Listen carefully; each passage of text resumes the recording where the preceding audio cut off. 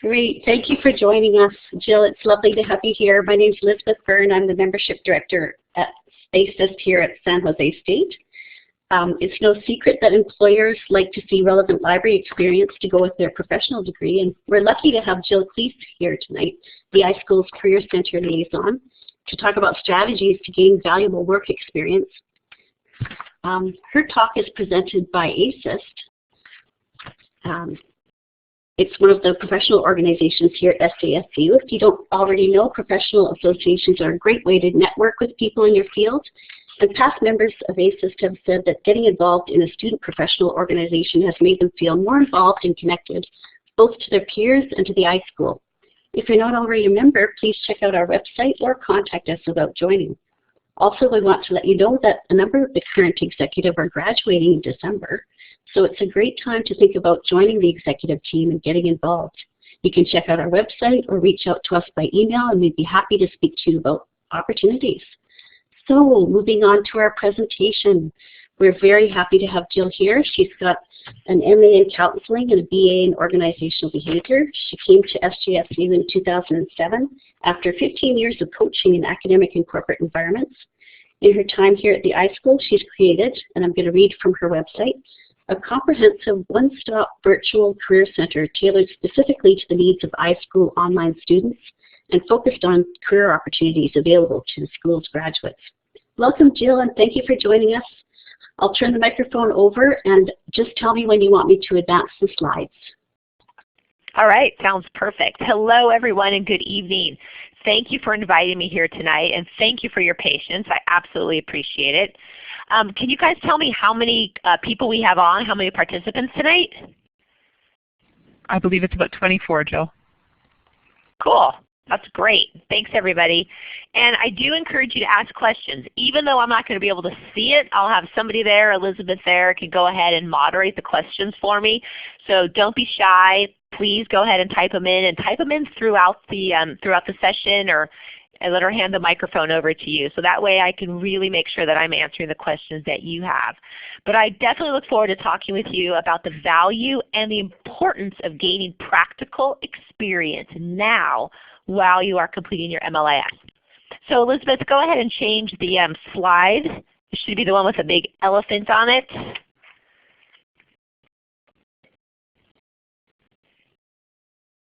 All right, I'm going to assume that it's up there. Yes. So all right, cool. So let's just talk about the elephant in the room, and we're going to get it out of the way. And the it is that, honestly, it is not enough for all of you just to complete your MLIS, graduate, get your degree, and think that you're now qualified to get an LIS-related job. And that might sound kind of harsh coming right from the beginning here, but it's true, and I want to repeat it and make sure you hear it. It is not just enough to have that piece of paper and have the degree. You've got to have some experience behind it. So while all of those things are super important, and they're of course a huge personal accomplishment, an employer is not just going to be impressed with the paper. What the employer is going to be impressed with is the fact that you've completed your MLIS and you have the related experience. So go ahead and change the slide, please.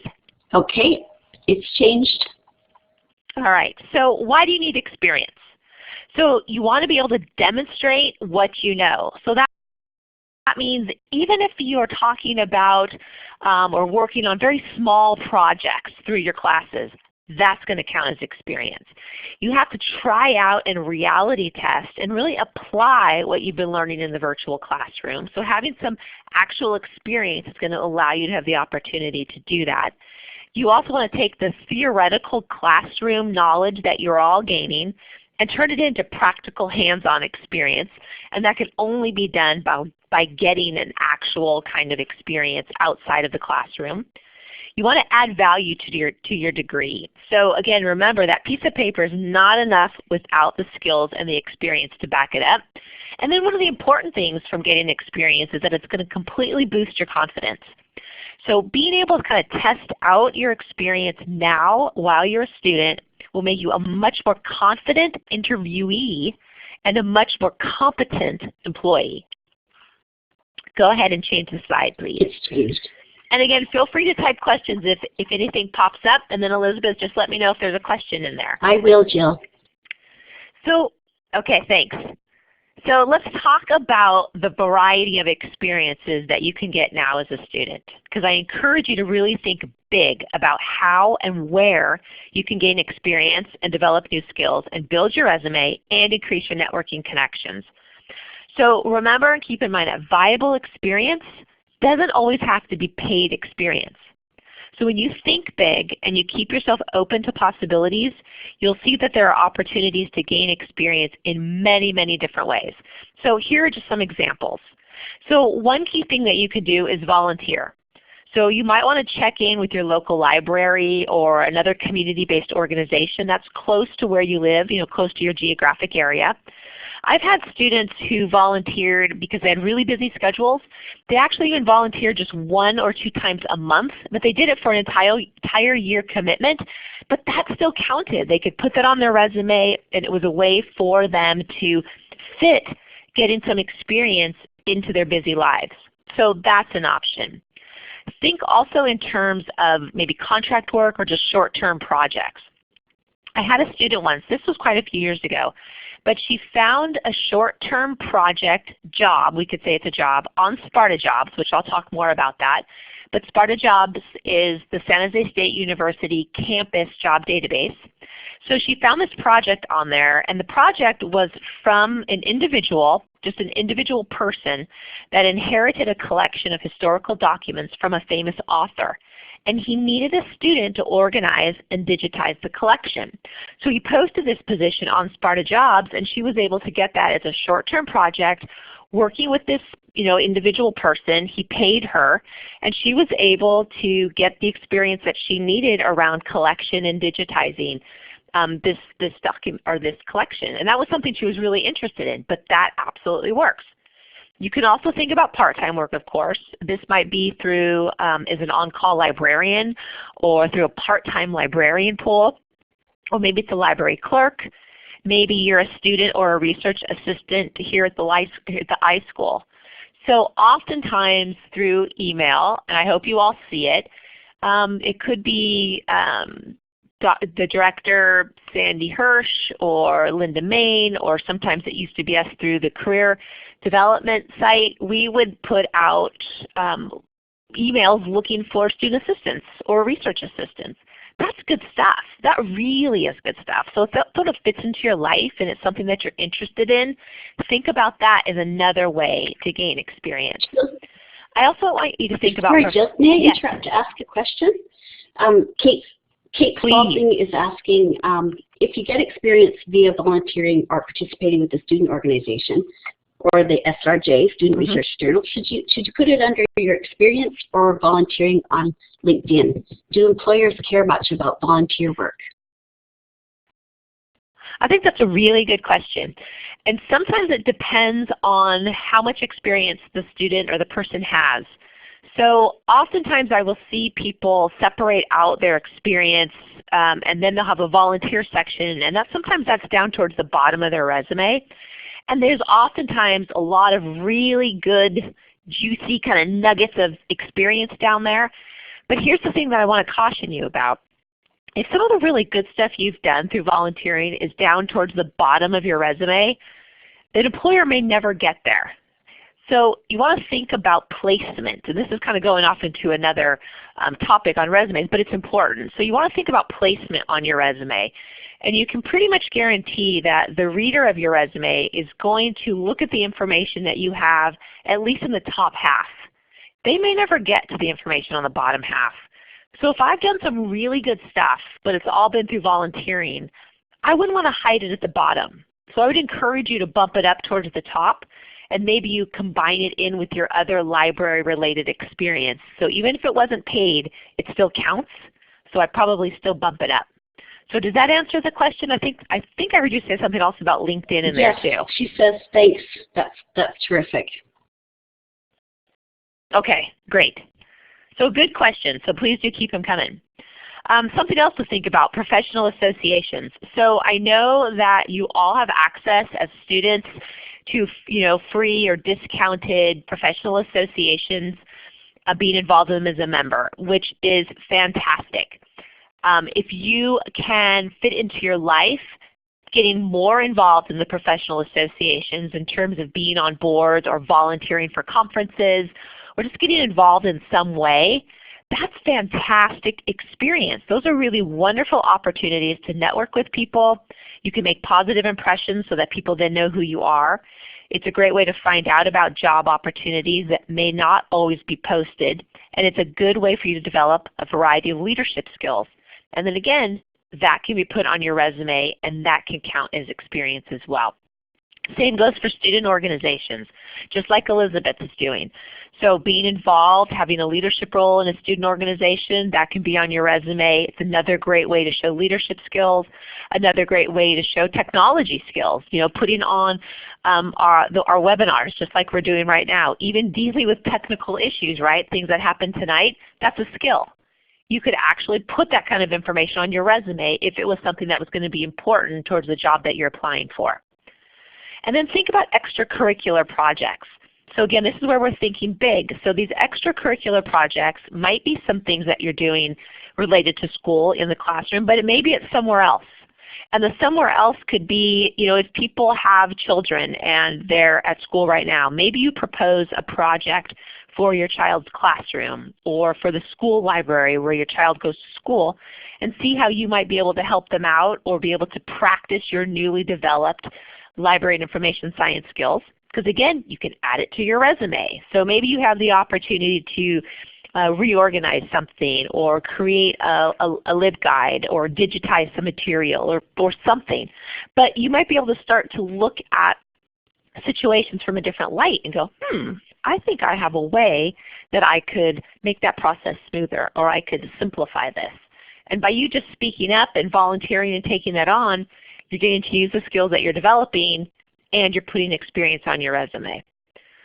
So we've come up with a lot of ideas here. So and something else, community service. You know, that's kind of wide open. So depending on where you live, maybe look around your community. Maybe there's some ways that you can get involved and you can help out, and it adds to your community. So there's kind of a win-win. You're learning something from it, it's getting you experience, and it helps out your community. So again, think big.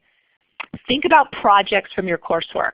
There's a lot of students that I will work with who aren't thinking in terms of the projects that you actually do in your classes as viable work experience. And when you don't think about that, that's kind of a missed opportunity, particularly if you don't have a lot of relevant work experience or related experience to the library and information science field. You want to pull from your projects. So you can think about your projects from your classes like little mini jobs, and you can use those to really demonstrate what you've done, what you learned. And then of course there's internships, right? And we'll talk a little bit more about internships in just a moment. But if you switch to the next slide for me, please. I switched, Jill. This slide, thank you. This slide shows how you can include projects on your resume. So how you can actually give the projects in your classes, give them substance, you know, make them really be viable experience. So here's what you want to do. Or here's kind of my word of caution actually. When you put your projects on your resume, don't just describe the project, right? Because that doesn't really tell the reader what it is that you can do or what you did do. You're just sort of describing the overall project. I want you to dig deeper. I want you to think about, on this particular project, what did you actually do? What's the action that you took? And the action isn't here's what the team did, or here's what the group did, or here's what my partner did, but it's here's what I did on this project. This was my role. This was my piece. This is what I did. This is what I improved. And then these are the skills that I used. And you can actually use those specific skill words in the accomplishment statement. And then if it works, you can also include the results or the outcome. So just take a look at some of the examples up on the screen. And I'm not going to go into all these. You're welcome to, you can take a quick picture of these if you like some of the wording, because you can just use this later on. But for the first one, for example, if it's a project that you're currently working on and you want to put it on your resume, you can say in progress, just like that first example. So that would give the reader a sense that, oh, this person is taking this class right now, so this is in progress, and this is what they've done so far. And you can just kind of get a sense of how we could word this. So it's evaluate and facilitate reference and information services and resources to diverse populations, cooperatively work with a team to develop a Pathfinder and instruct on reference materials using a PowerPoint presentation online. And as you do more, because it's in progress, you can add and update it. You'll also notice that that first one is just happens to be one bullet point, but the second example has 3 bullet points, and the one after that has 2 bullet points. So there's no magic number, right? It's going to be completely up to you based on how much do you want to tell the reader. How much do you want to dig into this? How much does this particular project relate to the kind of job that you're applying for? Are there any questions about projects and how you can get involved in those and how you can translate those to your resume into being viable experience?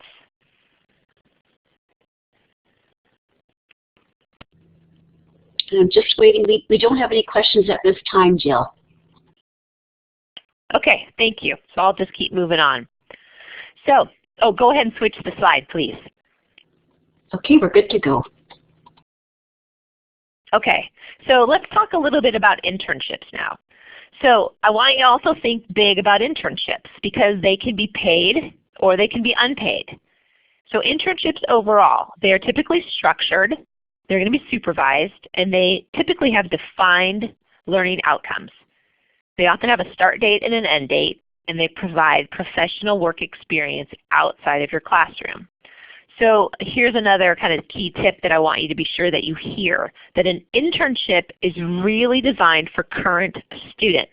It's really important because I can't tell you how many of our recent grads that I've worked with who thought that they could get their experience after they graduated and then they would apply for internships, and it doesn't work, or it doesn't work very well. So an internship, again, is designed for currently enrolled students. Now, sometimes, and this is rare, but sometimes there's industries and there's some companies that will hire post-grads for internships, but I wouldn't count on that, and it's very difficult to find those. So you really want to focus on getting your experience and getting your internships while you are a current student.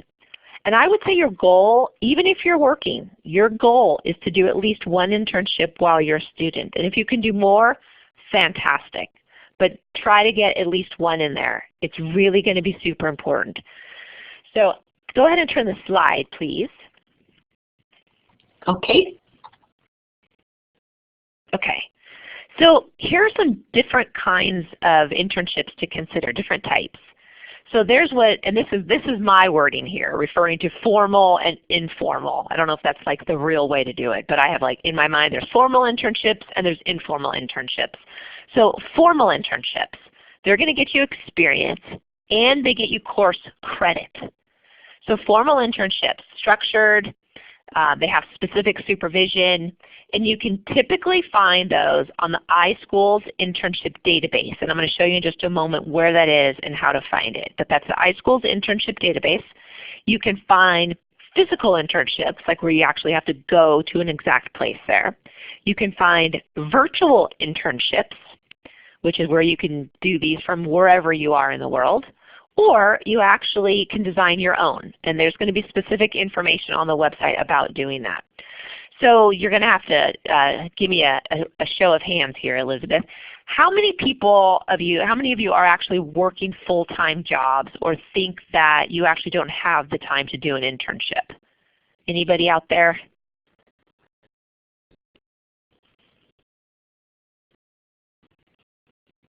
Well, Jill, it looks like quite a few people are saying that they don't have time or they work full-time. About 6 or 7 people. Perfect, actually. Okay, that's good. So here's what I'd want you all to consider. Consider doing a virtual internship, honestly. Because I know it's hard to fit this in when you're going to school and you're working full-time and we have families and life, and it's hard. But if you can fit in a virtual internship, which is going to be much more flexible into your life, then it still allows you to have that opportunity to develop a different type of experience and include it on your resume. So virtual internships, as we said, they'll provide you that opportunity. I think they're an amazing opportunity. So you can kind of complete those hours, just sort of when it fits in with your life. And I've known a number of our students who have done that. and they've been able to do it quite successfully. So our program, I think, uniquely prepares all of you for virtual experiences. Because the program is a virtual program, you're very prepared to do this, much more than students who are at other iSchools where they physically show up for their classes. So oftentimes our students take the fact that our program is a virtual program, kind of take it for granted. And they forget the fact that you are all learning a very valuable skill set right now at this particular moment that most library and information science students don't have. So I want you to kind of tap into that and realize, heck, this is a skill. And on top of that, a lot of the students don't even reflect that in their resumes, that they've developed this skill set of working very successfully with people virtually.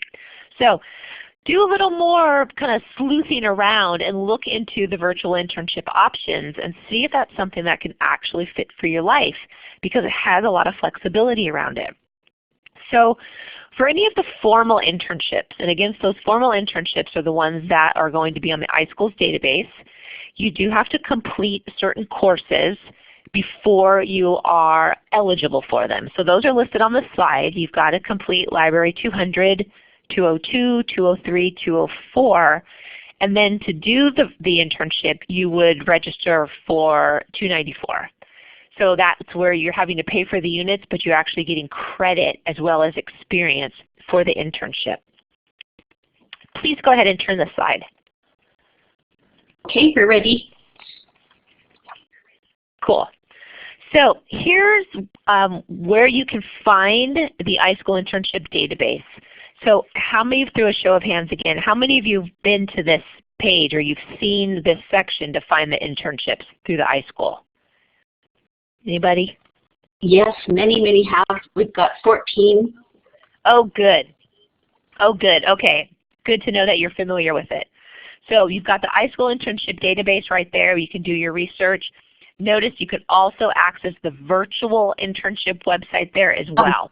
So I just wanted to make sure that you all knew where that was. Can I interrupt with a question?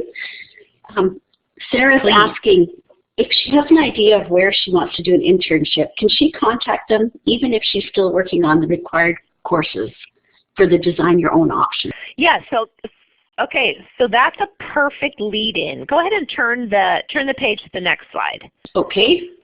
So Sarah's question is a perfect question, and I'm going to kind of take it from two different perspectives. So Sarah, if you're still taking some of those required courses, and quick, I lost my train of thought there. Hold on 1 second. It'll come right back. Okay, so if you're still taking the required courses and you're thinking about, well, maybe I'll just follow up with this organization because I know I want to do my internships there. If they are a site that is not necessarily in the iSchool's internship database, then you don't have to take those required courses, because those required courses are for what, again, I'm calling the formal internships, and those are the ones that are in the database. But if you have your eyes set on a different place, then I would call that more of an informal internship, because it's not in our database, so the supervisor isn't following the same set of criteria that Dr. Linda Main is setting up with them. You could contact them and let them know, hey, I am a library and information science student at San Jose State. I'm in my second semester.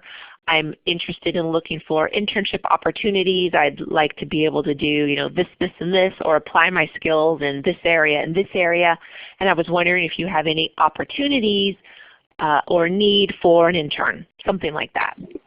So you could theoretically do an internship there, which you're getting credit. I mean, not getting credit. Well, you're getting experience. Maybe you're getting paid, maybe you're not getting paid. But you don't necessarily have to do those required courses. Is that making sense? Hopefully I didn't confuse you. It is, and Rebecca also adds a comment that it can take some months to set up, so she says go ahead and start the process. That's great. That's perfect. Yep, so I would go ahead and check that out. So this page that you're looking at right now, the slide right now, has Sparta Jobs information. This is where I think, for me, you can do a good job of finding those or what I would call informal internships to get experience. So again, these are positions. They could be those short-term contract jobs, short-term projects. They could be through an agency. They could be through an individual person. But they would post the position on Sparta Jobs, which is San Jose State University's job and internship database. So employers or people who are looking for you, library and information science students, would post their positions on Sparta Jobs. And because you're all current students, you have access to this site. So show of hands, how many people have visited the site or registered, logged into Sparta Jobs?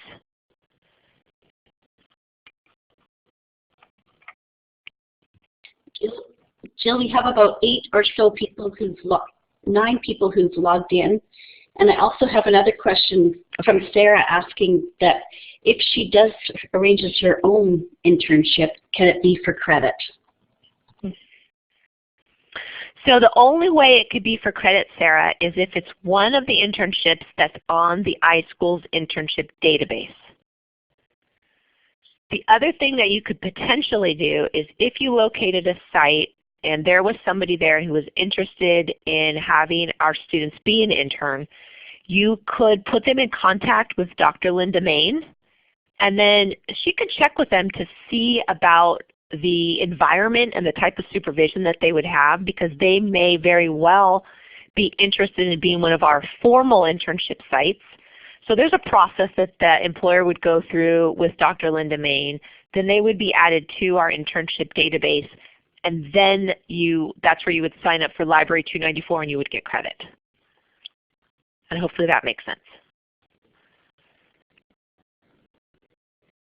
That's great. Thank you. Okay, you're welcome. So we have a few, maybe it looks like 8 or 9 people who have checked out Sparta Jobs or registered with Sparta Jobs. I would encourage people to do that. The slide that's up there shows you, where to find it. You go into the Career Development tab, and you go under Job Search and Agencies section, and then you'll see there's Sparta Jobs, and it says SJSU Spartan Staffing Information. But that's where you can log in. You could set up your profile. So how it works is you use your SJSU 1 password. You'd be able to log in, and then you would kind of set up your profile so it would know what your degree is, and then you could start to search for library-related positions. And then the system, how it is set up now, it's a new system. They've been using it for less than a year, but this new system starts to learn your search habits. And so once you start looking for certain kinds of jobs, it will know when you log in the kinds of jobs that you're looking for, and it will start to kind of filter those positions to you. So I think it's a pretty good option. I mean, it's available, it's free, you have nothing to lose, and you might find some good internship positions in there. So do check it out. If you have questions, you can let me know. If there are things that I can't answer, I will direct you back to our contact at the main SJSU Career Center. But I think it's worth checking out. And it's a good way to find those informal internships that aren't through the iSchool's database, and they don't require you to take those required courses that we mentioned in order to qualify for those. So any questions about Sparta Jobs or the iSchool's internship database or kind of formal, informal internships?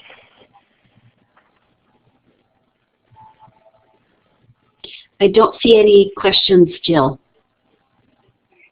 Okay, perfect. So go ahead and change the slide.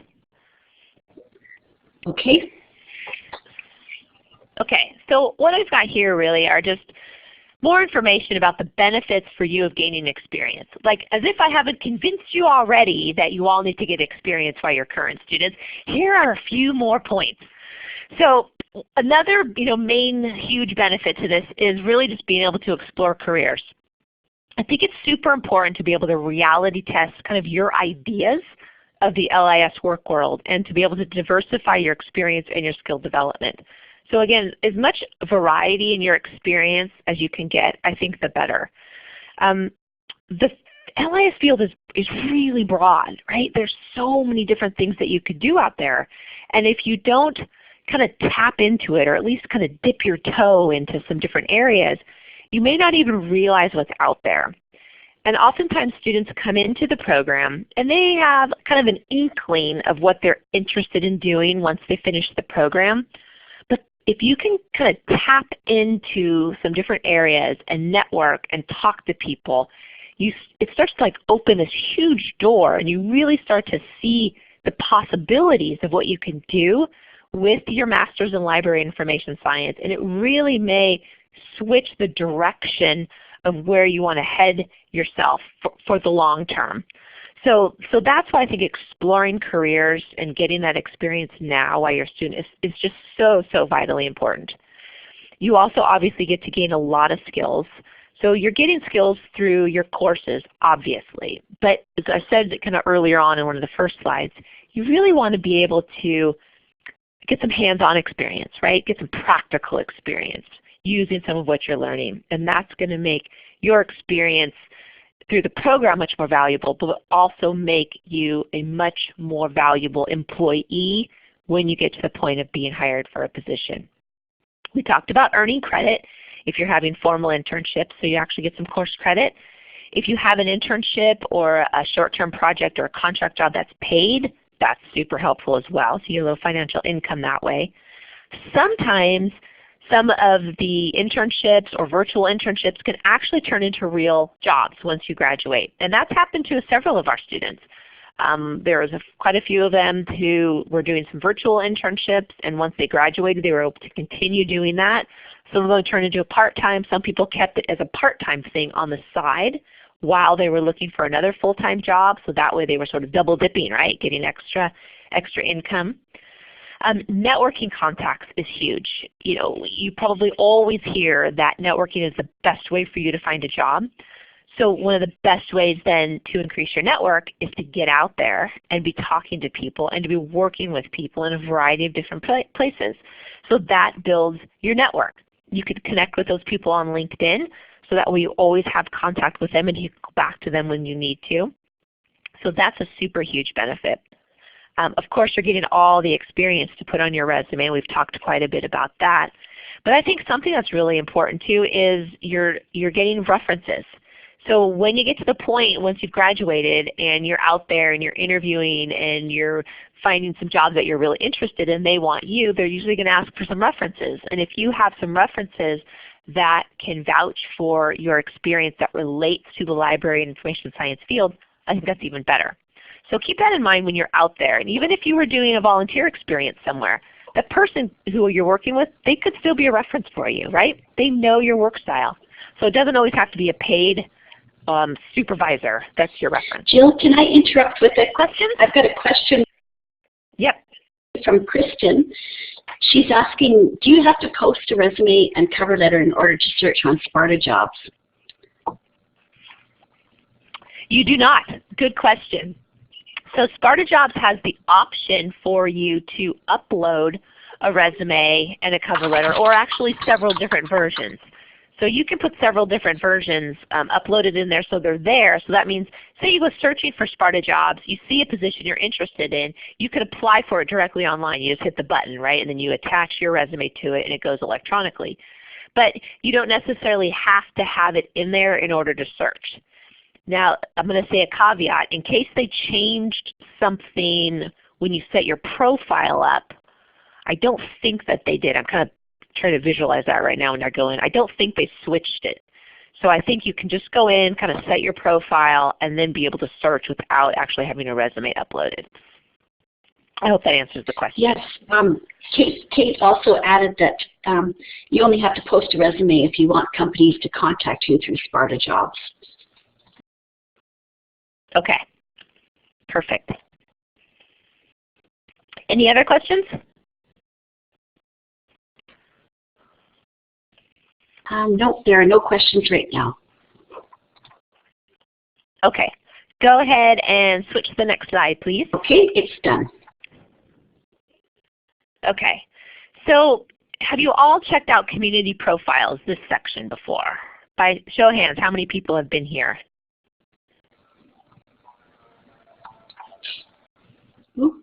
We have a lot, about 12 or 13 have checked it out. Oh, good. Very good. That's excellent, because I think this is such a valuable site. I find it super motivating, and I'm thinking that you're all going to find it just as motivating because I think it's very inspiring to be able to go here and see and read about what have your fellow students, what have your colleagues actually been doing. And they do some amazing things. So if you're kind of curious, where do some of our students or past students, where have they gone to get experience? Check out the community profiles. There's actually profiles on here of students who have done the virtual internships. So that if you're kind of thinking about that, go in here, read about their experience, see the kind of work they were doing, where were they doing the virtual internship, and if you have additional questions, reach out to them. These are your colleagues. These are either current students or these are alums. If you can't find their contact information from in the profile, find them on LinkedIn and connect with them. It's like these are your people. So use them and learn from them and ask them questions. So I think this is a fantastic resource for anybody out there who hasn't checked this out yet. Please just go and spend some time cruising around. You find it right under the People's tab, which is right at the top of the iSchool's webpage, the People's tab, and just find community profiles. So that is really valuable stuff right there. And then please switch to the next slide. Okay, they switched. Okay. So I just want to put these 10 tips for success in here. And these are going to be based on no matter what you're doing for experience. So if you're volunteering, if you've got a part-time job, if you're doing an internship, if you're doing a virtual internship, whatever you're doing, these are some top 10 tips for success that I really just want you to think about. And oftentimes we think of these as no-brainers. Well, doesn't everybody just always do that? Well, I'm going to tell you that they don't always do that. And that's where I think it's important just to put it here and bring it to your attention. So when you have your experience and you're a student and you're out there representing San Jose State, you're representing the MLIS program, you're representing yourself, you want to do the best that you can do and make the best impression because that's going to help you lead to job opportunities once you graduate and beyond because you're making contacts, you're making first impressions with people. So always have that open can-do attitude. Your attitude, and this comes from employers that we've talked to, your attitude speaks loud and clear and it makes a lasting impression, even much more than just kind of what you do, but how you show up, how you do the job. That's what leaves a lasting impression. So have a positive attitude. Try to take on any task that they've assigned to you, no matter how small. Do it with some enthusiasm. Take the initiative to acquire new skills. Accept criticism, graciously if people are willing to give you some feedback, and always maintain your sense of humor. So that's going to take you very, very far. Learn the unwritten rules. So if you are working somewhere, you have the opportunity to be in an environment that is something that you're kind of interested in, like you're really reality testing this and thinking, do I want to be in this place once I graduate? Is this like a place where I really, really want to work?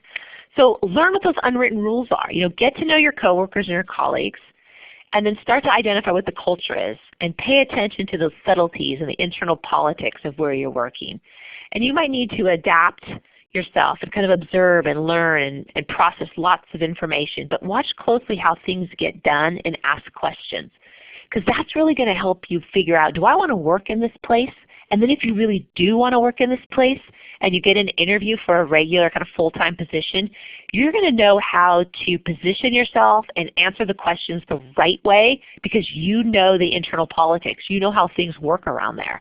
So go into these experiences with a very open mind and just observing and seeing what's around. Always take your assignments seriously, so just build that reputation for yourself of being a dependable, diligent, and accurate worker. Because if you want to use a particular employer or a colleague later on as a reference, you want to make sure that you're leaving them with the right impression. Make sure you meet your deadlines, so always assume responsibility for your assignments and make sure you get your assignments done on time. Set realistic goals and expectations for yourself. So just like you're in school, right? Just treat it like it's an assignment. Go ahead and switch to the next slide, please. Okay. Okay.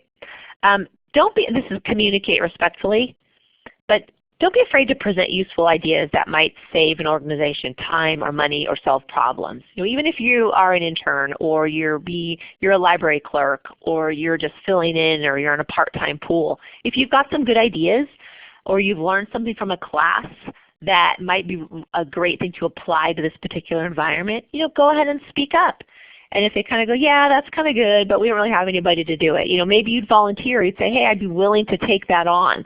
Even if it's not something that they would pay you for because, again, you're volunteering your time. But for you, it's useful experience because you can put it on your resume. You can talk about that in an interview. So you can get a lot of value from it. Always be flexible. Be open to doing other tasks. I'll hear this a lot from employers as well. The environment, and you may have all been hearing this, the environment in public libraries and academic libraries, for instance, is drastically changing. There are no really clear-cut jobs anymore. Like if I think about a little box and you're in this little box and your job requirements are just this, this, and this. They look for people who are willing to help out whenever or wherever. Somebody calls in sick. Oh, I can help over there. Oh, you need help? I can go over here. Someone who's flexible can move around and do a lot of things. So you want to be seen as that person because that's really going to stand out in people's minds, especially when it gets around later on to hiring someone for a full-time job. Again, writing a letter of recommendation.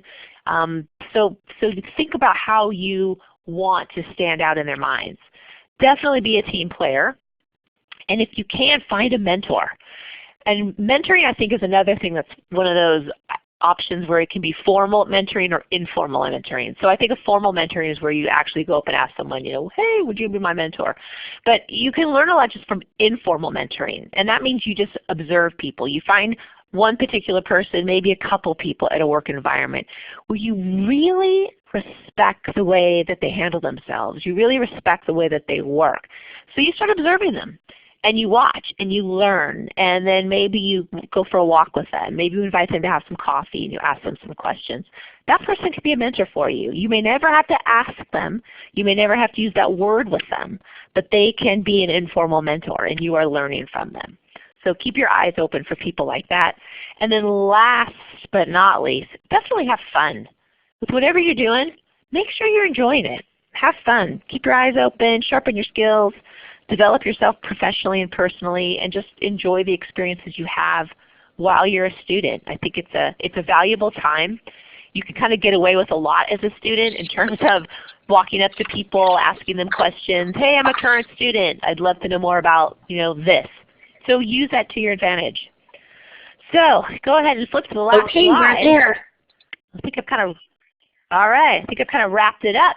So we'll see if anybody has any other questions for me. Does anyone have any questions for Jill? Tamarack says, nicely done with the coordination. Thank you very much. Anyone have any questions?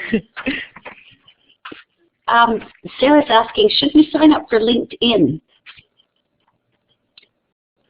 That is a great question. I highly encourage you all to sign up for LinkedIn. If you sign up for LinkedIn, though, you actually want to fill out your profile completely and be somewhat active on LinkedIn. Here's a couple reasons why I'm saying that you should definitely do it. The statistics, the latest statistics, honestly, are about 93, 94% of all employers, recruiters are on LinkedIn. So if you're not on LinkedIn, you're at this point in this stage, this day and age, you're kind of doing yourself a disservice. Usually employers, when they have a name of a person that they're interested, they're going to look them up. On LinkedIn, they're going to see what you've got going on there. So that's why if you set it up, you want to make sure that your profile is complete. You want to start connecting with people. You want to start collecting some references from people. And then whenever you go to a workshop, you go to a conference, you have somebody like myself talking to you virtually, you've kind of met them, go back and then connect with them on LinkedIn. Hey, it was great to meet you at the ALA conference. I would love to add you to my professional network on LinkedIn, and connect with people. So LinkedIn is a whole other workshop we could do, but I do recommend it. Oh, that's fabulous. Thank you, Jill. What other questions? Any other questions?